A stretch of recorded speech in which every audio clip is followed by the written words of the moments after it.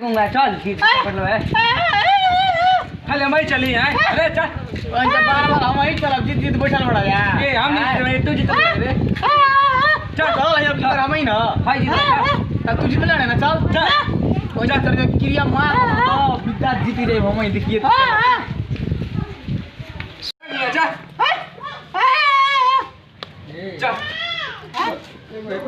Photo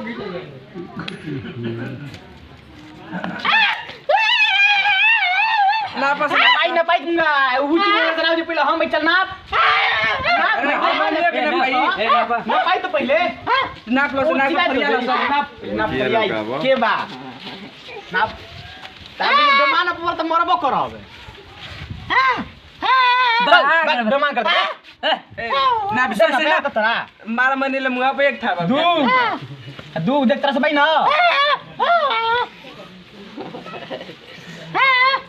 अच्छा ओ तरफ ना पाला रे अरे बना कर बस बात मुंह पे एक पहले तीन जगह का होता ना दे हमने हां बोले अरे हट से वो तो कर करबो है ना पहले देख पहले ना बड़ी वाले वो किरा बिना पता तो अरे ना बेगरे मुंबई खाली विमान करत रहेला देखिए बारे पीछे आओ पीछे बा हां तोरे से बात दो छबा भाई दो छ भाई अमीर भाई है दुन के ना भाई हम नहीं के ना भाई चल आ हे कर हम भाई चल हाई बा हां तू हाई तो हाई चल हो गेला पैसा दस दूर वाला सन हमर पैसा बारे चोरा लेता हो जा मार दे रे हमारा पैसा हमारा वाला अरु हाय हाय हाय हाय क्या रे हमारे वहां का जितवा दो भाई रे हाय गुंगा के बात मार सर जिताई तो गुंगा के मुंह पे मार दे एक थप्पड़ ठीक है चल मारी ना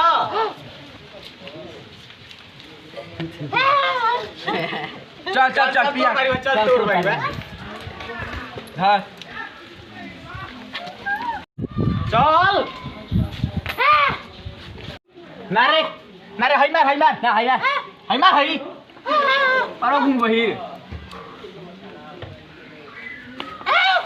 हट अल्लाह घावड़ा से नहीं लागत बग दे बड़ा रुपी के लिया मारे के दूरे नहीं थे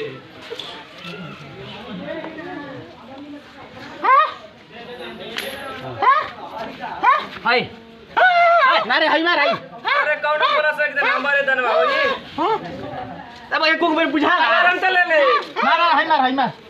पैसा हमरो पैसा भाई में हट हाय मार कौन मारे तू ना मार हम ले जहर में देबे ना सब के जहर देबे ना मार बिच गुंगा बात मार के दान दे छोड़ दे तब दब हम की दो चल तबड़ाक बाजी मिल भइले हम ही तहार चलो मीर होके से ना होई चल जीता चल हमरा खिलाफ सुन रे ना क्या रे कर पे ले भाई कर पे भाई सुन पैसा ले ले बड़े हां ले ले भाई एगो और पे ले एगो रुपया के बाकी ले बाकी अच्छा का सुन एगो चोरा के ले के परेशान में चुरा के लेके ले क्या भैया का अपना पैसा चले रही मगर ना चुराई माट भाग तब हमनी हारो भैया कब ले खेल आवे 1 रुपया जुआ होला लेके भाग रे का ना खाई पैसा लेके भाग मार अरे ना पैसा लेके मार पैसा लेके बोल भाई तोर तो सुन राम पैसा ना लेके और सुन तो काहे के लेके भाग लबे यार सुन मारो पैसा जुआ पहले क्या कर रोगे से जान बची और है पैसा वो तो कोची लगा हम एक कोची लगा सिंगा ले लो सन ले ले हां हम अच्छे नहीं जान रहे अरे हम चल रहे पैसा लेके भागी जा चल चल रे हम चल दे भैया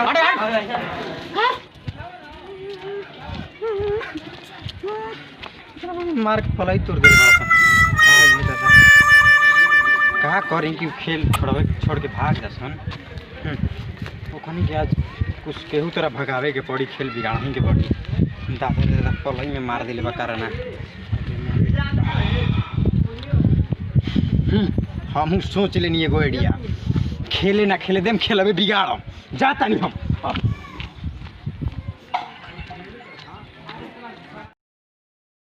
पी गोल बाटे ना हमार बा पंकज के बाबू मर गलो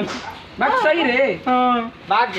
सही रे झूठ बोलो तारा का मुइबो करे ना सही जाके देख ना थोड़ा सा पैसा हम आओ किरे देख के सुन तनी तो समय देख जो चल चल चल का जानत रहसन पैसा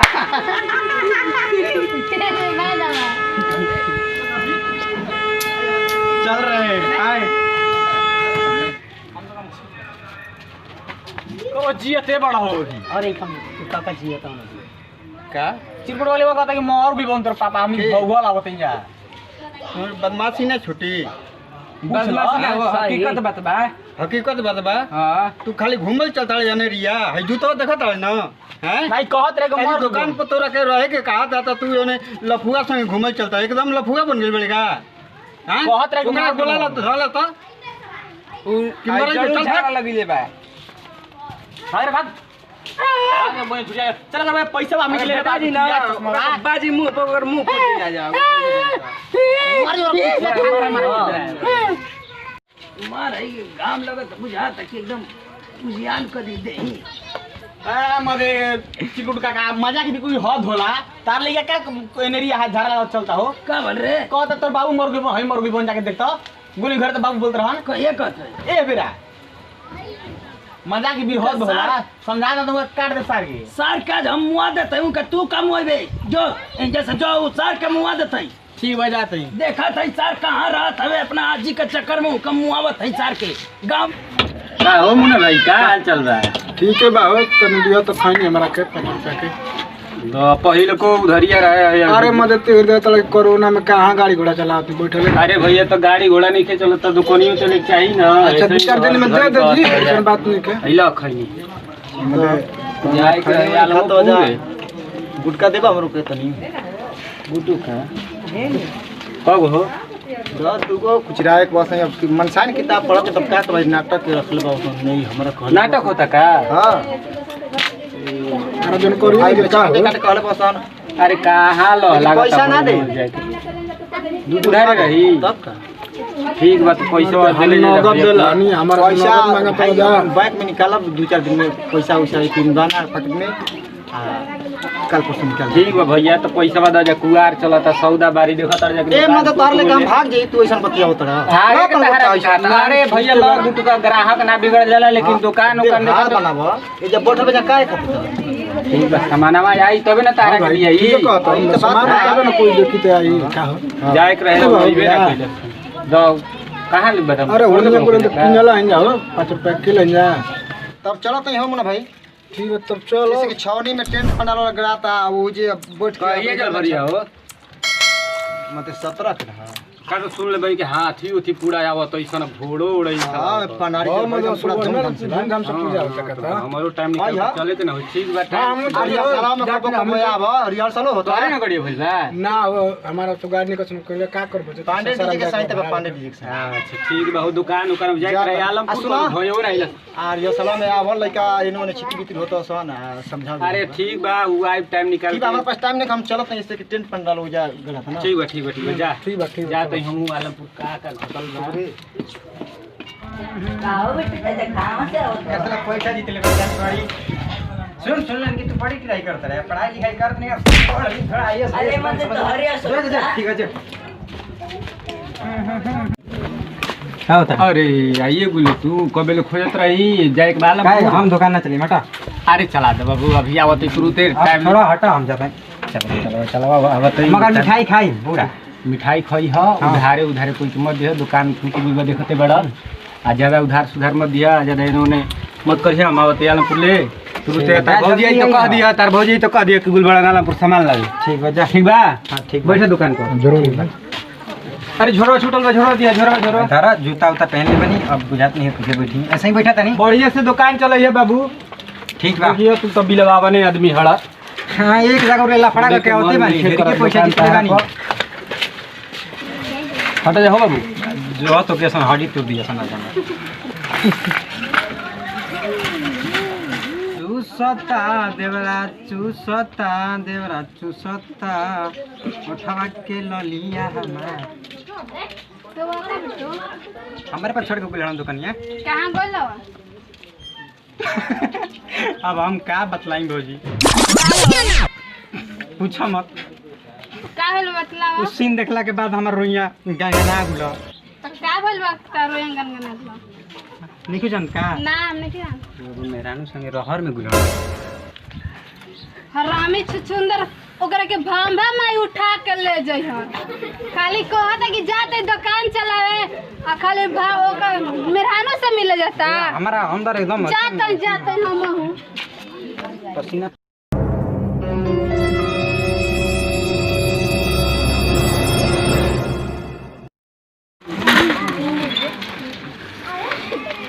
का देख रहे हैं अरे उधार किसी को नहीं दिया है नहीं दिया है हाँ बिट्टू कहो बाबू को उधार सामान ना दिया है ना हम नहीं दिए हैं भौजी आई रहता है भाजी खाना वाला तही रखले बा आइन रली खाए लेके खैले हबो ना हम ना है बिहोनी सामान रख कहाँ बुझिए तू नहीं जाना का हम का जानते रे हम तो आवत बाजार से कहते कि हम नहीं जाना का भाई बोला बे कि नहीं खा जानत मार कइले बड़ बुझाता कि ओकर एगो मारा संगे चक्कर चलता आई हो बाबू भोसड़ी भर सक भाव नहीं खेलत घरवा में कौन मरत संग रे ना हाँ रहरिया में गोइल ही एगो मारा संगे खाओ ना कहाँ बोलिए रे रहरिया में हो रहरिया वही में कहा था वे सही आज एकदम किने पहना रे का हो का जोता हो आज तो उहे रही ना तो हम ही रहब आ झूठ बोलो तो तोरा मुंह में हुर के मुआ दे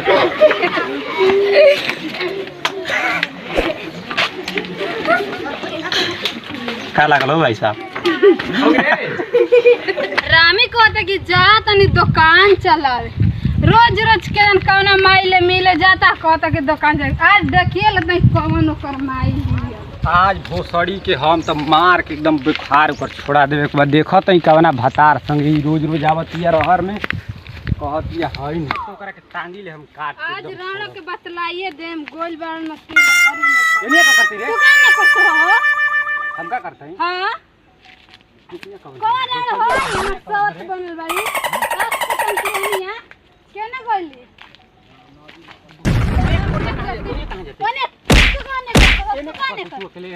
अकेले तू बोल गई दुकान पर होने आलमपुर बाजार से सामान लावत है तू कहते कि नहीं तू आलमपुर बाजार में गुरो बिटुआ कहता कि जब भौजी गोल बे हरी में तू हमरा का बिटवा कहला कि गुल भैया रहो बिटुआ कहता हां हां बिटवा कहले ह आज ओकर टंगरी तू चल है चलो, चलो। आज हम पहले ही से शौक रहे कि उहे झगड़ा लगे आज तो ओकरा का गोड़ हाथ आ जाऊ आखा ओकर टंगरी समझ गेली रोज बिटवा के बैठा दे तो दुकान पर एने मतलब बैठा देते तो तू बैठाई ना तो तोरा के बैठाई तोरा को खोई तो कब हई कर दे झगड़ा करता चल हने आज चिरकुट मौसा ले कहत हम घर आऊ कर तो ठीक बा चल चिरकुट मोसे ता रही सड़न ता जल्दी चला दादा टेम्पो चलो सही में हो चल ना पूछा दे चल पूछा तू चलो चलो का हो चिरकुट मौसा का भइले भइयो का भइले भाइयो पैसा लेके जर मैले हमनी के दोनों जगत में झगड़ा रहा मरे दिए के 20 लाख का हैं हो दादा ई चच्चा कहते तोरे का रे का रे मजाक के निहत होला तार लइके मरले बा कि हमनी के वो कहता कि गोल भी दूसरा के संग रहरी में आ तू कहता का रे आ गोल है तबे त कहत इनके हां गरे मार सत्ती सावित्री भइले का तू भाई बड़ा बड़ी बोलता का बोला का बोलता समझा दे उनका रखना तो उनका टंगरी टूट जाई समझ आज लिया वो निक रहते तो ई तो हम लोग बोल के निकल जाता आए निकल जी तो कहां गइल बा आज भेटाई तो सर काम ही मुआ देते चल बेटा जन तो गुलो अरे जाए बहनी ये बुढ़ा हुए ज्यादा मत बोलो समझ समझा दो ना तो उनका हाला हालत बिगड़ जी समझ जा हां मुझे मारा जी ना तुम अपने दही खट्टा ना तो तू वही का बोल के चल जीते हां तुम करा के समझ दिए कहां बोल बड़ हम करा समझा दिए बेटा जी तुम करा आज मिल जा दो के मिल जा तो कार के मुआ देता है इंज का कार के आज भेटा जाए दो के आज मार रही इज्जत डुबा दे पकड़ी दुकान कहो बेइज्जती करा मार आई रम पर में सवा आई रहला सार ओकरा मेहरारू मरवन का ले रे कौन कहले हो का लेबे करे के हां ओकरी के हमारा दिन भर काम करो लड़सा ना कह देलसन दुकान चला अरे और में का करे के भेज रहे हो मुंड सही गरमाइल रहे पैसा वैसा छीन ले मूड गरमाइल तार मूड आई पर गदवा के कहता है बाबू मर गए वो कर हां तो क्या कही वो हमरा के मारले पैसा छीन ले दादा का होता कह देते हमरा के पैसा तो छीन ले हमार सर तो के मोटर कर देबे ही जे कहती जवन भी मजाक करे का तोर बाप हवा न चिरकुट उनसे मजाक कर आज के बाद कोनो गांव वाले से मजाक करबो मुंह हाथ सर को ठीक बा मजाक तार ले करम ठीक बा अगर सुना के लगा में कुछ हो तो मुंह हाथ सर को गलवा माता बाबा अब होता मार चिरकुट का पकड़ी डुबैला बता तू आज मोटर कर दे थैया घरे साकी अब खाली हुई मजाक और देखो तार ले कितना हम बड़ मजाक करता नहीं ये प्रतीक नदी हमें पानी डाल दो जल्दी चलो तारा दूध चाहिए ना जल्दी जल्दी रोप दिया जाओ चले के गाड़ी की बिया गाड़ दी फटाक से प्रणाम बाबूजी अरे बाबू खुश नहीं का हाल चल बजी गांव घर ठीक है बा खुश रहो पर हमनी के हाल बहुत ही खराब बा समझ नहीं पानी उनी पियनी है कि ना पियनी अभी पानी उनी पी के आओ तनी घर ही ले अच्छा तो ठीक बा का हाल चल खराब बा हमारा हाल चाल ये खराब बा कि हमारे बाबूजी मर गए अरे ई क्या कहता नहीं रोगा जी सही कहता नहीं हाँ वो दादा कैसे जी कैसे उनका दामा हो गल रहे इलाज ना करी नहीं है जा इलाज तो बहुत भइल है एक बाई के समझ ली कि अब काम खा हो गया बताई भाला अच्छा खासा इंसान समझ ली कि अब 13 तारीख के 10वां हो 15 तारीख के काम हो अच्छा ठीक बा हमें आ जाइब और नेवते बाटे चलल बनी हाँ नेवते पे देले ही घर बा भाप पड़ोड़ के फरले सन बतला दिए सन अच्छा ठीक है बाबू हम ये काम हम बताई बहुत अरे हम आजिब रुआ बताई भला कितना बढ़िया इंसान रही समझ लीजिए आप रोई मत का जी टेंशन मत नहीं हम लोग बाबूजी है मानी ना टेंशन मत ले ठीक बा थोड़ा आराम कर ली थाकल हो ना बाबू जब जाता आराम कर ली तब करवा चल ली ढेर जगह न्योता बटे के बाद जाता नहीं समझ लीजिए अब ठीक है अब हमारा कसम बात दी अच्छा ठीक बा हम आए चल ठीक है चलो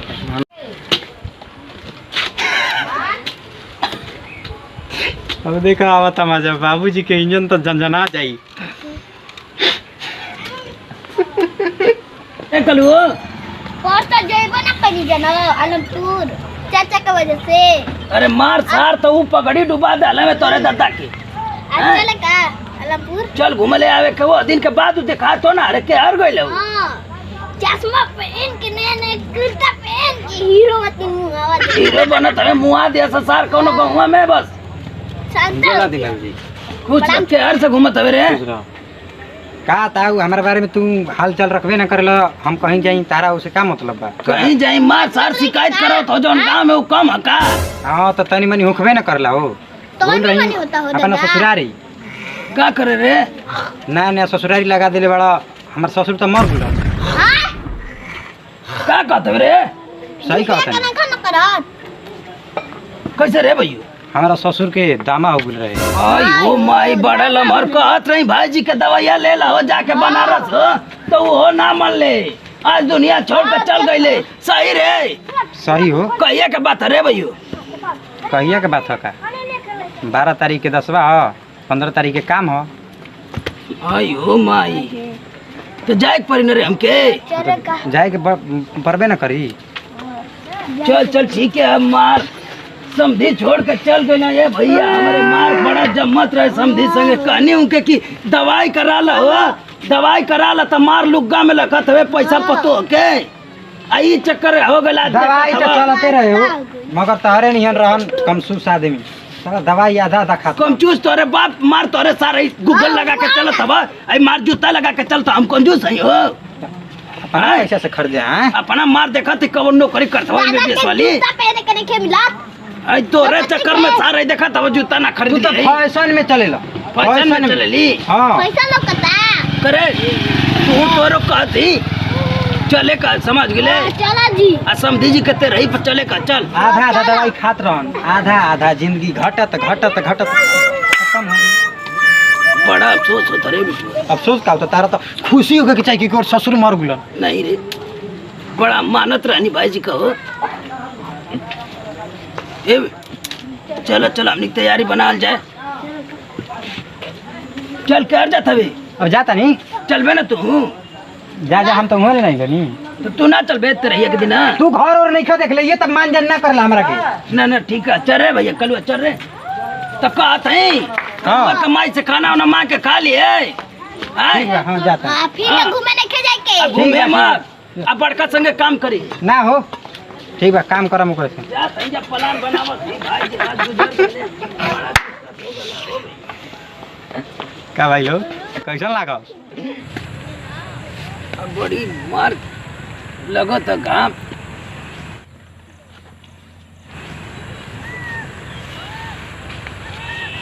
ई क्या रे भाई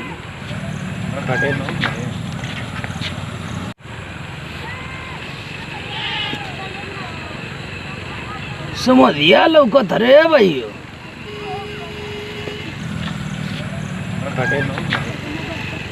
डरवावत हो का सर हो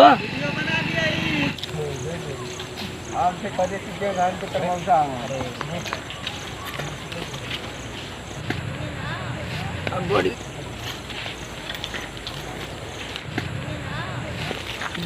सोमधी साहेब लौकतनी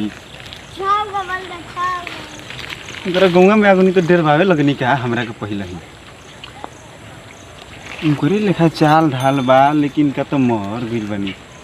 तनी नजदीक चल के देखेला। मार समझिया मर गए हलो कर भूतवा आइल का डरवा तब के सोमधी जी का तो मर गइल रही डेर भाव तनी का हमरा के ले करो ले के भाग जा ना।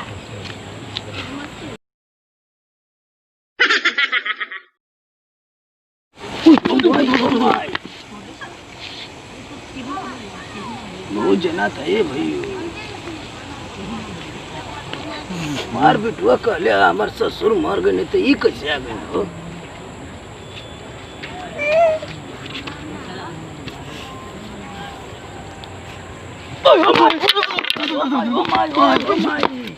जनु लड़ दल से भैयो